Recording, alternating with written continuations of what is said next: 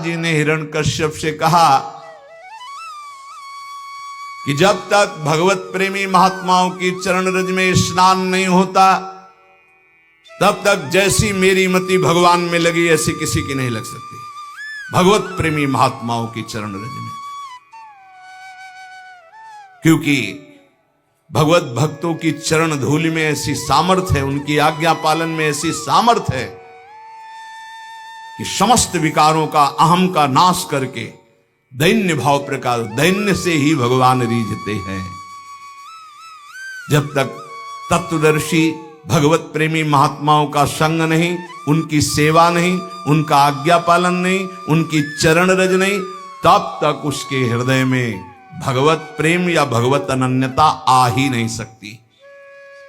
इसीलिए भगवान ने अर्जुन जी को, देखो सामने विराजमान है जगत गुरु श्री कृष्णचंद्र जो, फिर भी क्या कह रहे कि यदि तुमको तत्वबोध प्राप्त करना है तो तद्विद्धि प्रणिपातेन परिप्रश्नेन सेवया उपदेक्ष्यन्ति ते ज्ञानम ज्ञानेन तत्वदर्शिनः।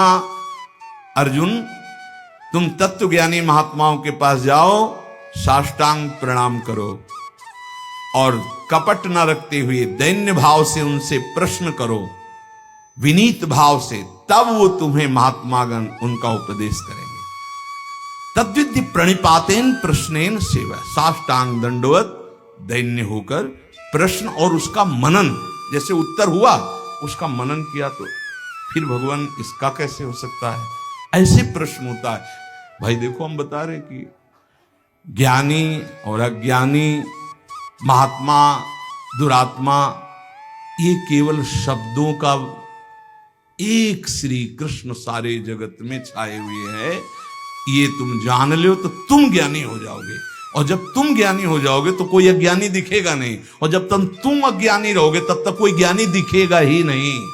पापी को सब पापी नजर आते हैं, राम भक्त को सब राम नजर आते हैं, श्याम भक्त को सब श्याम नजर आते हैं, काम भक्त को सब कामी नजर आते हैं, ज्ञानी को सब ज्ञानी नजर आते हैं, अज्ञानी को सब अज्ञानी।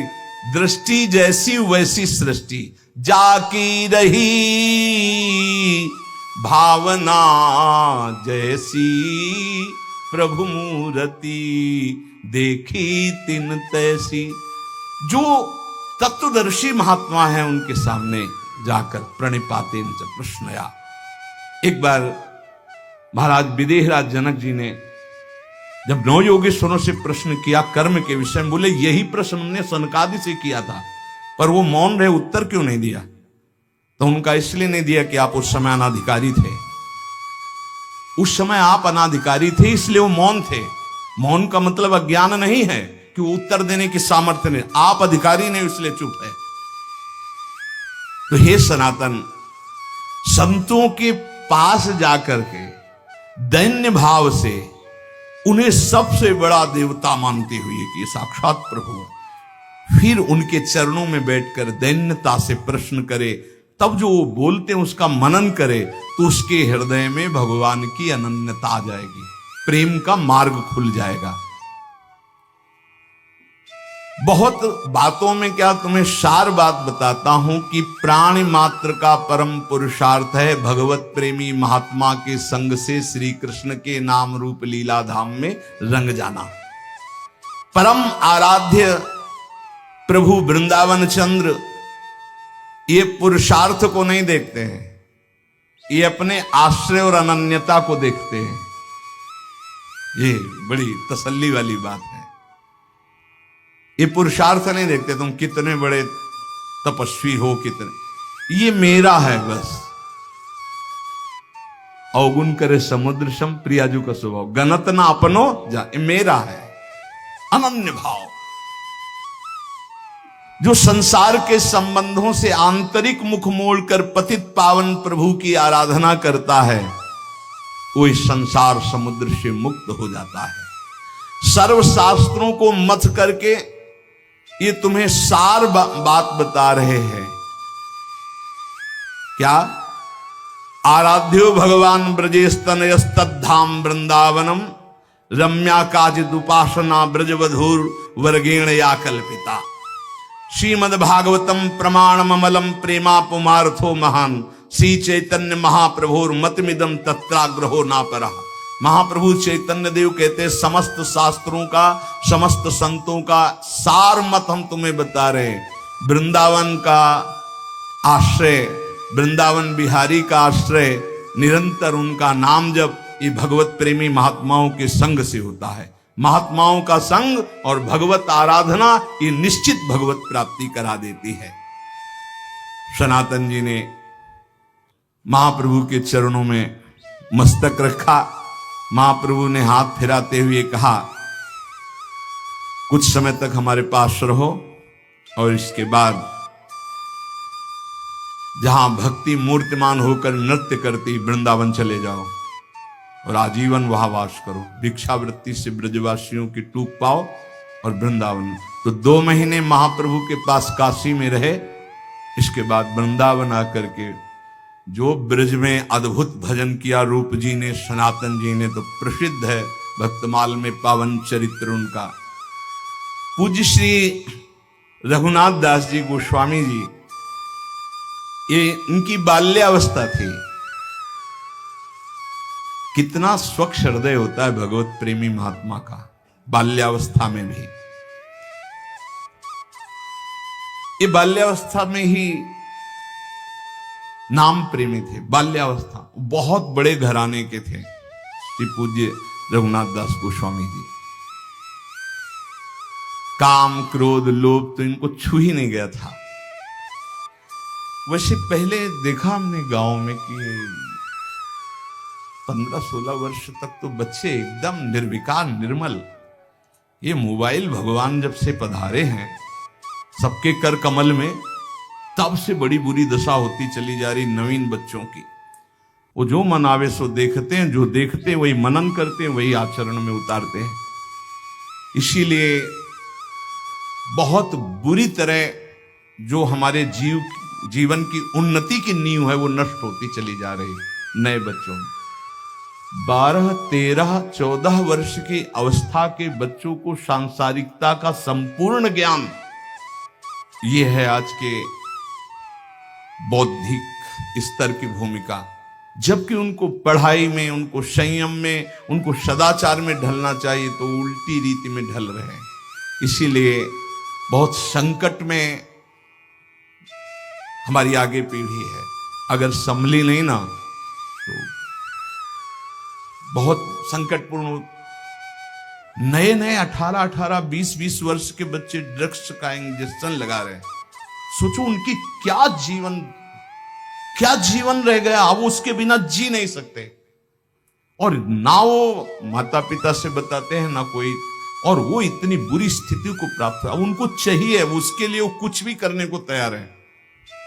पहले उनको दोस्तों ने फ्री चखाया, फिर धीरे धीरे वो व्यसनी बन गए। फिर आज समाज में बहुत ये व्यसन, व्यभिचार, छल कपट मानो एक तांडव कर रहा है और उसे सुख माना जाता है, उसे उन्नति मानी जाती है। पर निर्मलता उन्नति है, निष्कामता उन्नति है, ये लोग नहीं समझ पा रहे। श्री रघुनाथ दास गोस्वामी जी का हृदय बचपन से ही बहुत ही शांत स्वभाव का।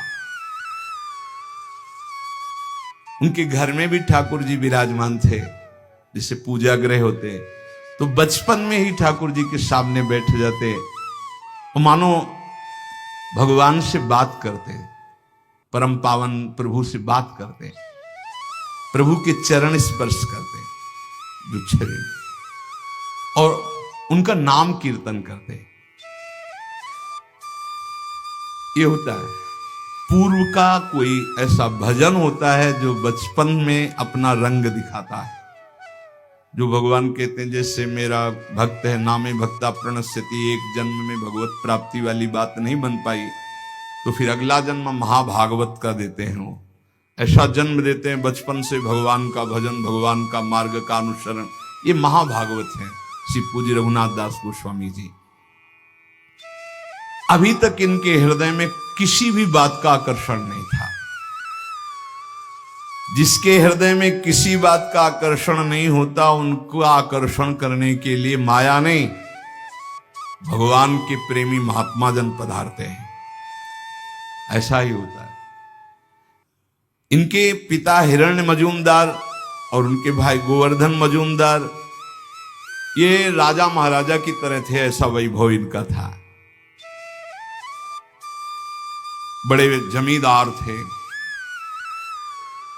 और बहुत ही बादशाह की तरफ से इनको सुविधाएं मिली हुई थी, स्वयं राजा महाराजा की तरह थे। अगर गंगा जी भी आचमन करने जाना है रघुनाथ दास गोस्वामी जी को, तो 4 बेतधारी और पालकी पे बैठकर, बालक हैं 4 बेतधारी इधर उधर चल रहे, पालकी से उतरे, गंगा जी का आचमन किया, पालकी में बैठे घर आए। ऐसा 20 लाख रुपए उस समय आमदनी थी, 20 लाख रुपए की। 12 लाख रुपए बादशाह देता था क्योंकि मजूमदार थे। लाखों रुपए की जिसकी आमदनी उस समय, उसके क्या ठाट बाट होंगे।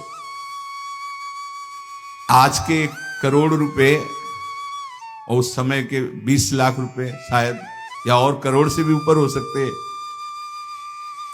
इतने धनी होने पर उनके दोनों जो पिता थे, मतलब पिता और पिता के भाई, बड़े ही धर्मात्मा प्रकृति के थे। महाप्रभु चैतन्य देव जी तो जान रहे ना कि मेरा एक निज पार्षद कहां पल रहा है।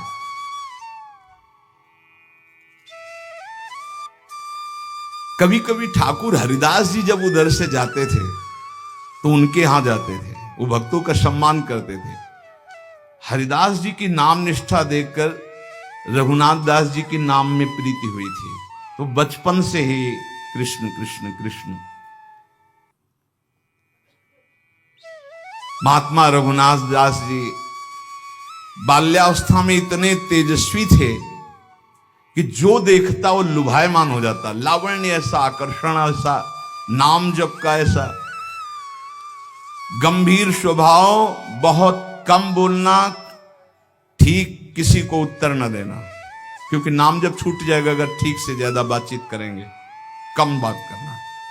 बहुत अच्छे कृपा पात्र जन होते हैं जो ज्यादा बातचीत नहीं करते। राधे राधे, कहां जा रहे हो, क्या है, क्यों न राधे राधे भी बोलना, अंदर बोलना है राधे राधे, चुपचाप निकलो, ये संसार है। राधे राधे बोल रहे हैं, हाँ हम अंदर से बोल रहे हैं, तुम बोलो 2 बार, हम हर श्वास बोल रहे हैं राधे राधे, आगे बढ़ो। अगर कोई बड़ा पूज्य आता तो साष्टांग दंडवत करके चुपचाप एक तरफ बैठ जाते हैं।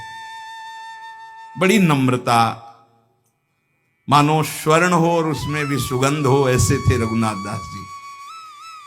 कोई ऐसा नहीं था जो इनको देखकर मोहित ना हो जाए, गले से लगाना ना चाहे बालक। अब तो कुलगुरु बलराम आचार्य को संस्कृत पढ़ाने के लिए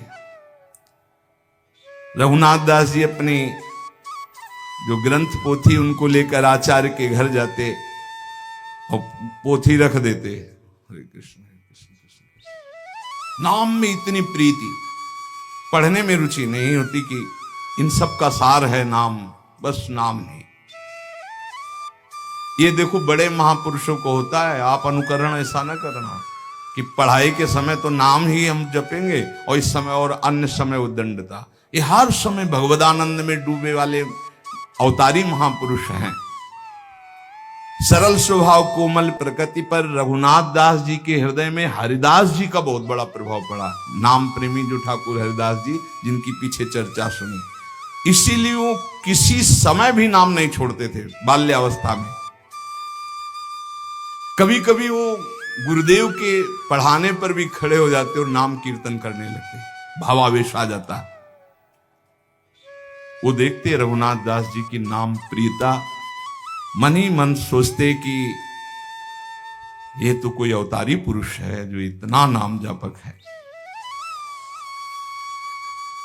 जब उनकी अवस्था थोड़ी बड़ी हुई तो वैभव तो खूब था ही, पर उनका मन किसी भी वैभव भोग में नहीं लगता। उनका हृदय ये लगता कि भागो भागो यहां से। ये ऐसा ही होता है, ये पूर्व का होता है, ये विचारों का नहीं होता है कि उसके विचार आए फिर वैराग्य ले लिया, ऐसा नहीं होता। ये पूर्व की धरोहर होती भजन की, वो भगाते, ऐसा होता है। तो भागो भगवान की तरफ, भागो भगवान को प्राप्त करो।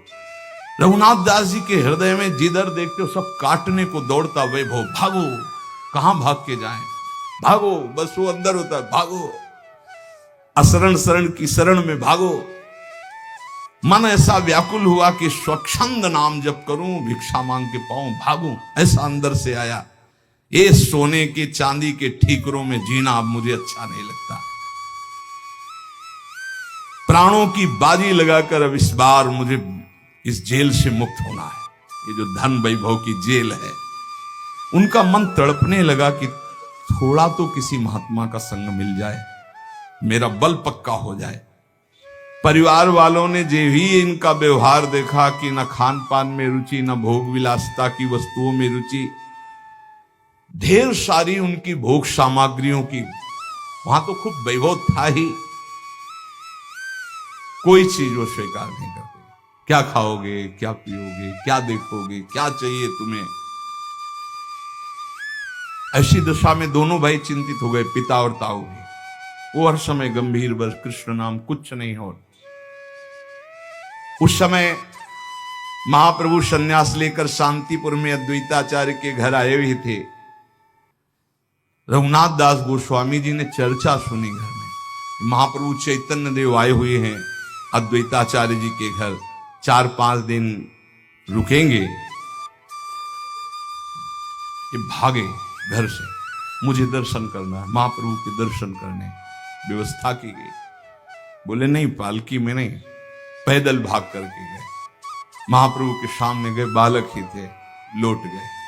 महाप्रभु ने कहा और रघु आओ। रघुनाथ दास नाम था तो रघु के आओ, दुलार से।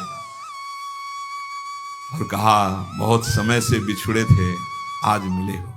मतलब भगवत पार्षद है ये तो। संसार में चिरकाल से भटका हुआ जीव जब अपने स्वामी की शरण में पहुंचता है तो कैसा सुख मिलता है, ऐसा से रघुनाथ दास जी को सुख मिल रहा है। महाप्रभु ने गले लगाया रघुनाथ दास जी को। रघुनाथ दास जी ने कहा प्रभु मुझे कुछ अच्छा नहीं लगता, पता नहीं क्या हो गया, ऐसा लगता है भागूं। कहा नहीं, बिल्कुल नहीं, घर में जाके रहो और घर में भजन करो। ये मरकट वैराग्य अच्छा नहीं होता। 4 दिन के लिए वैरागी बने, फिर लौट करके घर की बात याद आवे, घर की सुविधा याद आवे, ऐसा नहीं। वैरागी को घर से कोई भी वस्तु का प्रयोग नहीं करना चाहिए। ये सिद्धांत है, वैराग्य का ये सिद्धांत है। वो भगवत आश्रित ही जीना चाहिए। धाम है इसलिए थोड़ा सा गुरुजन छूट दे देते हैं, चलो वास करो किसी तरह के शिव, पर वो एकमात्र वैरागी का आश्रय भगवत प्रदत्त जीवन होना चाहिए। भगवत प्रदत्त वैरागी का मतलब ही होता है भगवत प्रदत्त जीवन।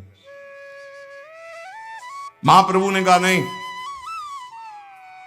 ये मरकट वैराग्य अच्छा नहीं होता कि 4 दिन के लिए वैरागी बने, फिर घर का याद आवे, घर की वस्तु का सेवन, ऐसा है। महाप्रभु ने कहा ये मरकट वैराग्य ठीक नहीं रहता, तुम जाके घर में रहो। रोते हुए वापस चले आए। जब महाप्रभु ने स्वीकार नहीं किया, पिता को बड़ी चिंता हुई। बहुत सुंदरी नवकिशोरी से इनका ब्याह करवाया। यही एक फांस है जिसमें रोका जा सकता है बैरागी को। गोवर्धन दास धनी थे, राजा और प्रजा दोनों के प्रीति भाजन थे, बड़ी प्रतिष्ठा थी, उनकी बड़ी ही सुंदर कन्या थी, उससे विवाह करवाया। राजाओं के समान वैभव उन्होंने दहेज में दिया। रघुनाथ दास जी को ऐसी सुंदर पत्नी, ऐसा सब भोग विलास देखा भी नहीं। कैसा कृष्ण नाम का स्वाद है, जबरदस्ती ब्याह कराया गया। उनकी तो रुचि ही नहीं थी।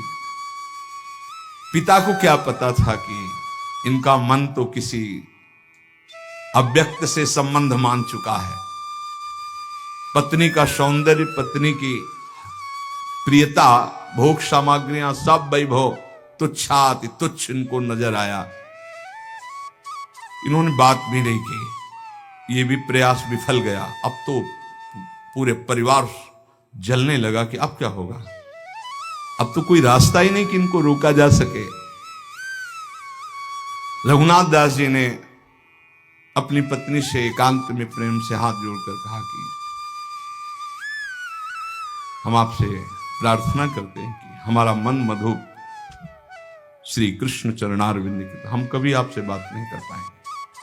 ये जो जबरदस्ती हुआ है, श्री कृष्ण आपकी कृपा रक्षा करें, आप पर कृपा करें। उदासीन परिवार वाले जब कि ये प्रथम ब्याह से लेकर के बात ही नहीं, कोई चर्चा ही नहीं, बहुत ही सबको भय हो गया कि अब ये। जब रघुनाथ दास गोस्वामी जी ने सुना कि प्रभु वृंदावन नहीं जा सके, रामकेल से लौटकर अद्वैताचार्य जी के घर ठहरे, तो बड़ी नम्रता के साथ पिताजी के चरणों में प्रार्थना की कि मुझे महाप्रभु के दर्शन करने की आज्ञा दो, मैं शीघ्र लौट आऊंगा। अब वो तो समझ ही रहे थे कि इनकी दशा क्या है, तो उन्होंने कहा ठीक है, आप दर्शन करे आइए। आंखों में आंसू भरकर कहा कि एक बात केवल तुम ध्यान रखना, हमारे दोनों भाइयों के बीच में इतने वैभव में कुल के दीपक तुम ही हो, अगर कोई इधर कदम हटाए वैराग्य की तरफ आप ले गए, इधर से हटाए, तो हम लोग अनाथ हो जाएंगे। तुम हमारे जीवन के आधार हो, मैं जीवित रहता हूं तुम्हें देखकर, तुम्हारी हर बात को मैं बर्दाश्त कर रहा हूं, लेकिन हमारी आंखों से बाहर चले गए तो हम लोग प्राण त्याग देंगे। मेरी प्रार्थना है, मेरे सफेद बालों की तरफ देखकर, मेरे आंसुओं की तरफ देखकर, जब तक मैं जिंदा रहूं तो ऐसे कदम मत निकालना। बस इतनी हमारी प्रार्थना। बड़े दैन्य होकर पिताजी ने, ताऊ जी ने ऐसा, पर जो निर्मम भगवान के प्रेम में है उसको इन ममता आंसुओं का कोई प्रभाव नहीं पड़ता। रघुनाथ दास जी ने चरणों को स्पर्श किया और कहा, पिताजी मैं बिल्कुल चाहता हूं कि आपके अनुकूल चलूं, पर मेरा चित्त मेरे वश में नहीं है। ऐसा लगता है कि मेरे चित्त में कोई बलात् बैठा हुआ करवा रहा है। मैं बहुत चाहता हूं कि मैं आपको कभी कष्ट ना दूं, पर अब आपसे मैं ये वचन देता हूं, अभी तो लौट के आ जाऊंगा, पर मेरा मन मधुप श्री कृष्ण के लिए तड़प रहा है। एक पालकी मंगवाई गई, उसमें फिर रक्षकों को राजकुमार की भांति उनको सजाकर सब भेंट की सामग्री महाप्रभु के लिए, जो ही घर से बाहर गली में ऐसे कूद पड़े, सब छोड़ दिया, नंगे पैर भागे वहां से। कौन प्रपंच पालकी, सब धूप में नंगे पैर, सुकोमल शरीर, और महाप्रभु के चरणों में जाके दूर से साष्टांग प्रणाम किया। महाप्रभु ने कहा, आ गया रघु, फिर छाती से लगाया और कर कमल से इनके घुंघराले बाल ऐसे सहलाते हुए हृदय से लगाया। तुम धूप में अकेले क्यों आए, तुम्हारे साथ रक्षक नहीं आए, पैदल क्यों आए नंगे पैर? कहा, प्रभु नौकर जन भी थे साथ में, उस रक्षक पालकी भी थी, पर प्रभु मुझे अच्छा नहीं लगा, मैं ऐसे, क्षमा कीजिए। महाप्रभु मुस्कुरा दिए। रघुनाथ दास जी ने आंसुओं से भिगोते हुए महाप्रभु के काशाय वस्त्र में से कहा, प्रभु अब दूरी सही नहीं जाती, अब आप अपने से दूर मत कीजिए मुझे। महाप्रभु ने कहा, देखो कोई कार्य जल्दीबाजी में न करे, तुम पर श्री कृष्ण की असीम कृपा है, पर जब तक तब तक इंतजार करो, वो समय आएगा, तुम इंतजार। रघुनाथ दास जी ने कहा, प्रभु कारावास भी किसी को अच्छा लग सकता है? ये पिता का वैभव, ये पिता का सब सुख सामग्री, मुझे कारागार लगता है, मुझे छुड़ा लो इस कारागार से। महाप्रभु ने कहा, क्या तुम्हें परेशान? बोले, प्रभु हर समय हमारे ऊपर अंगरक्षक पहरा दे रहे हैं कि अगर मैं एक कदम भी चलूंगा तो पहरेदार साथ होंगे। प्रभु मुझे गृह बंधन से मुक्त कर दो, मैं बहुत महाप्रभु ने कहा, चिंता मत करो, तुम तो मुक्त पुरुष हो, तुम्हें कौन बांध सकता है। रघुनाथ, पर घर तुम्हारे लिए बंधन नहीं हो सकता। देखो, जब घर में ममता करे तो वो बांध सकता है, तुम तो श्री कृष्ण की ममता वाले हो। तुम आसक्ति छोड़कर घर में रहते हुए, तुम्हारा ब्याह हो गया है स्त्री से, पिता से, वैसे प्रेम में व्यवहार करो। महापुरुष जन देखते हैं हृदय की स्थिति। रघुनाथ दास जी ने कहा, प्रभु मुझे इन खिलौनों में बहकाओगे अब भी? क्या प्रभु आप देख नहीं रहे हो कैसी आग लग रही मुझे इन खिलौनों से? प्रभु मैं समझ रहा हूं अनाधिकारी हूं, इसीलिए आप इन खिलौनों की बात कर रहे हो। प्रभु अब नहीं, अब तो श्री कृष्ण चाहिए। प्रभु जो आपका कृपा कोर नहीं पाया उसी को खिलौने अच्छे लगते हैं। नहीं प्रभु, आप जो उपदेश कर रहे हो उनके लिए ठीक है, जो धर्म पूर्वक गृहस्थ का पालन करते हुए भगवत प्राप्ति की बात सोचे। प्रभु मैं तो सिर्फ आपका बच्चा हूं, आपके चरणों के समीप रहना चाहता हूं। मुझे ना स्त्री में आसक्ति है, ना घर में आसक्ति है, ना भोग में। प्रभु मुझे काटने को दौड़ता है सब कुछ, मुझे मुक्त करा दो। प्रभु ने कहा, जो तुम कुछ कह रहे हो सब ठीक है, फिर तो मैं कह रहा हूं कि मरकट बैराग्य ठीक नहीं। वो कभी फिसल नहीं सकते जिन्होंने कष्ट को गले लगाकर आगे बढ़ा है, और जिन्होंने संपत्ति को देख करके कि अमुक आश्रम के गुरुदेव संपत्तिवान, उनके शिष्य बनेंगे, हम उनके अधिकारी बन जाएंगे, जब विपत्ति आएगी, कष्ट आएंगे तो फेल हो जाएंगे। कभी भी संपत्ति को देखकर शिष्य नहीं बनना चाहिए, वैभव को देखकर शिष्य नहीं बनना चाहिए, सदैव भगवान को देख करके आगे बढ़ना चाहिए। जो ये क्षणिक बैरागी होते, इन पर जब कसौटी कसती है माया, तो ये लोग भाग पड़ते हैं, फिर इनको घर ही में देखा जाता है। महाप्रभु कह रहे। रघुनाथ दास जी ने कहा, प्रभु कसौटी तो बैरागियों की होती, हम तो आपके बच्चा हैं प्रभु। ये बहुत बचने का बहुत सुंदर उपाय है। प्रभु क्या आपकी कृपा रूपी अमृत का पान करने वाले को कभी क्या विषय भी सता सकता है नाथ? क्या आपके चरणों का आश्रय लेने वाले को कभी राग फंसा सकता है? प्रभु ने धीरे से कहा, ठीक बात है तुम्हारी, ठीक बात है, पर अभी मेरी आज्ञा है, तुम जाओ, अभी घर जाओ। मैं यहां से लौटकर पुरी जाऊंगा, फिर समय आएगा तुम पुरी में मुझे मिल जाओगे। ये नहीं कहा कि आप आना, समय आएगा तो तुम पुरी में मुझे मिल जाओगे। रघुनाथ दास जी को लगा कि महाप्रभु का आदेश हो गया है। अभी महाप्रभु पुरी तक पहुंचे। 7 दिन 7 रात्रि महाप्रभु के पास ही रहे। अद्वैताचार्य जी के घर महाप्रभु का उच्छिष्ट पाते, चरणों के नीचे शयन करते। वहीं श्रीमन माधवेंद्रपुरी की पुण्यतिथि समीप ही थी। अद्वैताचार्य की प्रार्थना करने पर शांतिपुर में महाप्रभु और टिके। कई दिन तक आनंद मिलता रहा रघुनाथ दास गोस्वामी को महाप्रभु की उच्छिष्टामृत का। महाप्रभु फिर वहां से जब चले तो रघुनाथ दास गोस्वामी जी रोते हुए घर आए। मजूमदार जी ने समझ लिया कि अब ये हमारे हाथ से गए, अब ये हमारे वश में नहीं। कड़ा पहरा लगा दिया कि अब तो प्यार की जरूरत नहीं, अब शासन की जरूरत है। 1 मिनट के लिए भी दसियों छड़ीदार साथ, शयन, लघुशंका, शौच, कहीं भी बाहर, स्कूल जाना बंद, विद्यालय संस्कृत के जाना बंद, पालकी में बैठाल करके आचार्य को घर बुलाते, पैसा था यहीं पढ़ो, पूरी व्यवस्था। रघुनाथ दास जी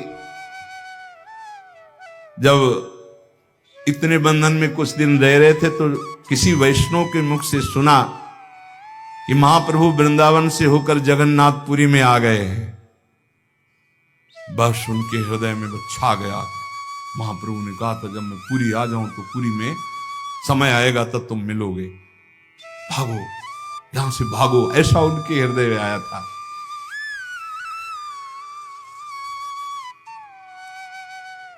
जो आचार्य पढ़ाने आते थे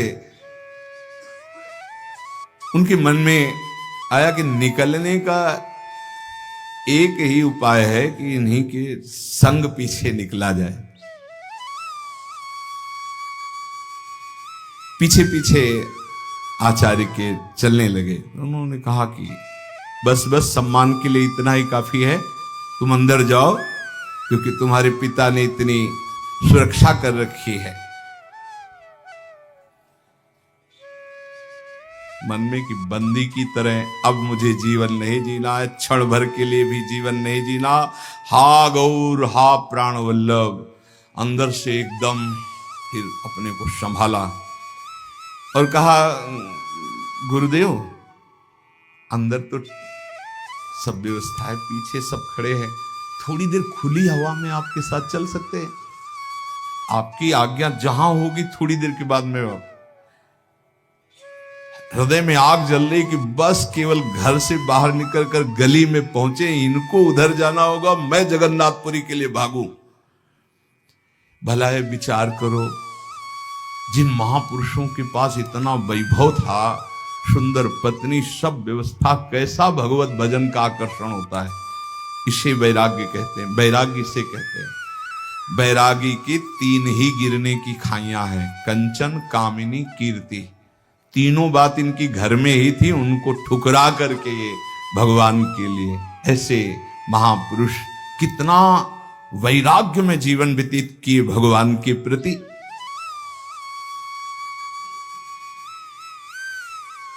रघुनाथ जी जैसे कोई बावरा हो गया हो,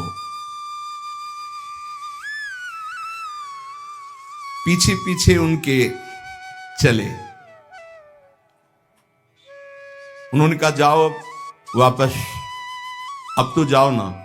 हाँ गुरुजी, पहले आप आगे निकल करके अपने गली में जाइए, हम तो आपके चरणों के दर्शन खड़े खड़े कर रहे हैं। उनको लगा ये भी ठीक बात है, वो गए।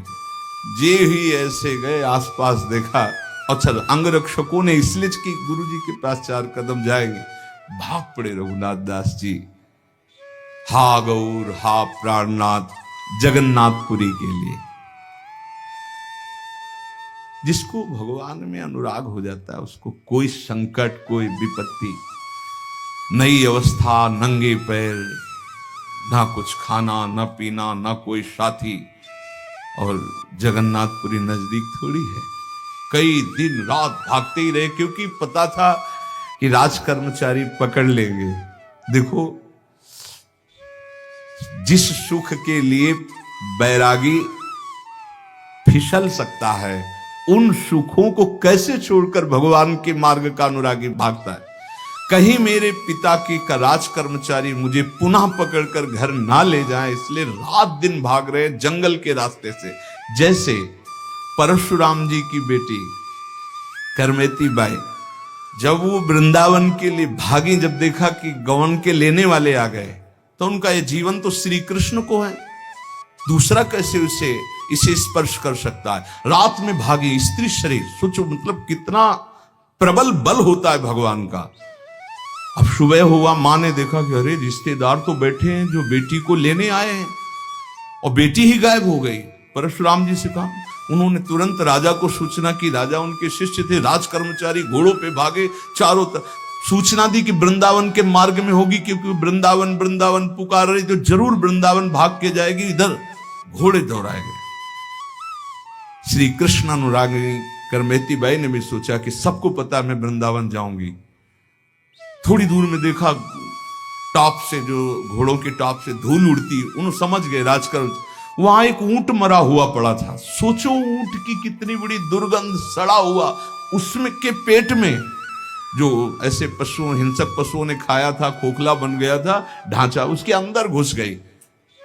3 दिन 3 रात तक उसके अंदर कितनी सड़न में, उनको कोई सड़न नहीं लग रही। कृष्ण कृष्ण कृष्ण कृष्ण, सब रास्ते खुले।